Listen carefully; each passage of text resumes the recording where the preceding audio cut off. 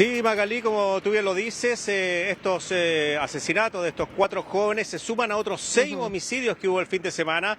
O sea, hubieron 10 personas fallecidas, una persona acribillada con 47 balazos en Viña del Mar, entre otras muertes. Esto ha conmocionado a la sociedad chilena y es por eso que queremos conversar sobre la violencia, sobre el control de armas, con el coronel en retiro de Carabineros y asesor en seguridad, experto en seguridad, Pedro Valdivia. Pedro, muchas gracias por estar con nosotros. Muy buenos días. Primero preguntarle cómo observa usted esta situación de estos 10 homicidios en un fin de semana y qué conclusión podemos sacar de esto. Bueno, lo veo extremadamente grave porque, para ponerlo en contexto, hasta el año 2019, por ejemplo, en Chile ocurría un homicidio cada 3 días.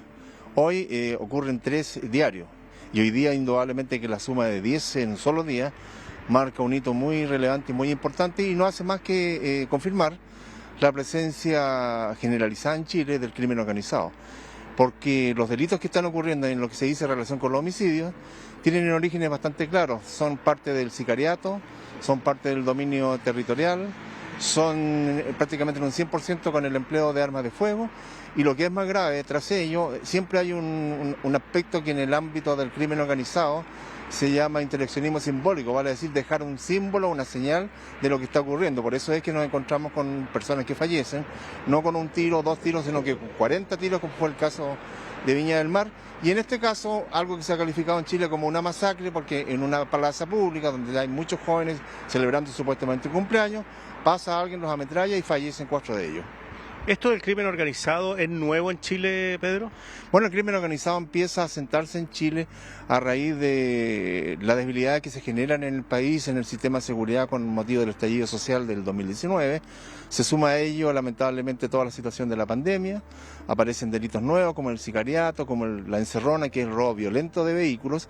Y eso lentamente empieza a avanzar como pasa con el desierto, por ejemplo, aprovechando la permeabilidad que tenían las fronteras en el norte, que todavía siguen siendo permeables, para llegar hasta Santiago y finalmente hoy día podemos fácilmente aseverar que hasta la región, hasta la zona roja del problema de la Araucanía, también tenemos crimen organizado, por lo tanto es un problema que empezó a crecer y que hoy día va a ser de difícil control. Cuando hablamos de crimen organizado, ¿hablamos solo de tráfico de drogas o existe otro tipo también de crimen? Eso es importante puntualizarlo porque la delincuencia en el mundo en general siempre va a existir. En Chile, en Argentina, Colombia, Ecuador, en todos los países del mundo siempre va a existir delincuencia. La delincuencia es una situación, un fenómeno propio del ser humano. El problema es que cuando se forma una estructura, vale decir una organización, con todo lo que significa una empresa, por ejemplo, con sistema jurídico, sistema logístico, sistema operativo, eso apuntado a un determinado tipo de delito se transforma en crimen organizado. Ahora, ¿cómo los vemos puntualizar? En gran parte del mundo lo vemos enfocalizado en el tráfico de armas y en el narcotráfico. Pero en el caso chileno hoy día, lamentablemente, está multisectorial, porque está en el narcotráfico, en la trata de personas, en la trata de migrantes, en el robo de cobre, en el robo de madera y finalmente en el comercio informal. Entonces la suma de todos estos delitos, que son independientes unos de otros, forman empresas que se denominan crimen organizado. Pedro, el tema de uso de armas de fuego, antes no era tan común en Chile ver homicidios con armas de fuego o en estas circunstancias, sino que era tema de homicidios también que tenían que ver con temas familiares, tema de alto consumo de alcohol. ¿Qué ha pasado con el tema de las armas de fuego en Chile?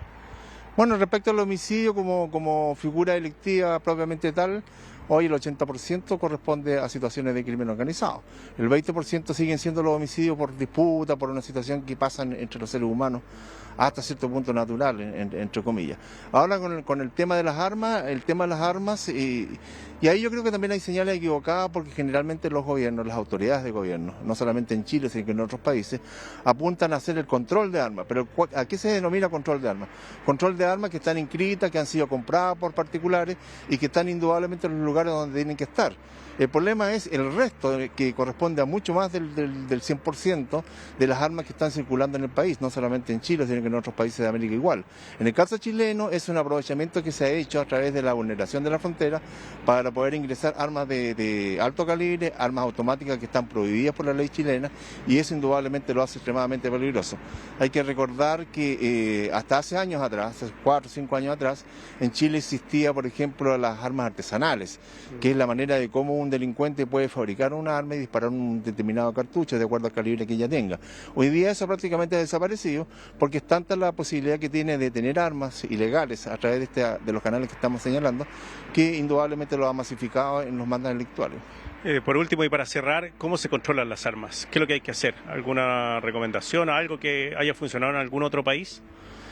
Bueno, hay dos figuras que son relevantes y que tienen que ir una de la mano de otra. Una es la figura legal, con el aumento indudablemente con penas fuertes para el porte de armas y con la tenencia de armas, porque una cosa es tener el arma y otra cosa es portarla.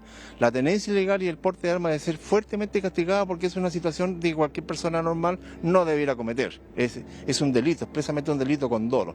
Eso por una parte. Y por otro lado, como no se pueden encontrar las armas que no están debidamente inscritas, que es lo que hace la policía, va a una casa, controla si está el arma o no está el arma, hay que indudablemente ejercer acciones como la que hubo la semana pasada en Chile, vale decir, allanamientos en determinados lugares.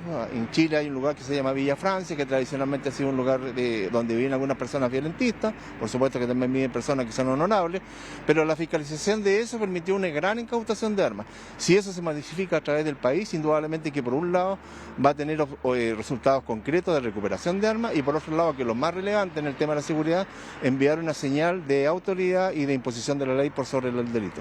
Pedro, muchas gracias. Gracias a ustedes, muy amable.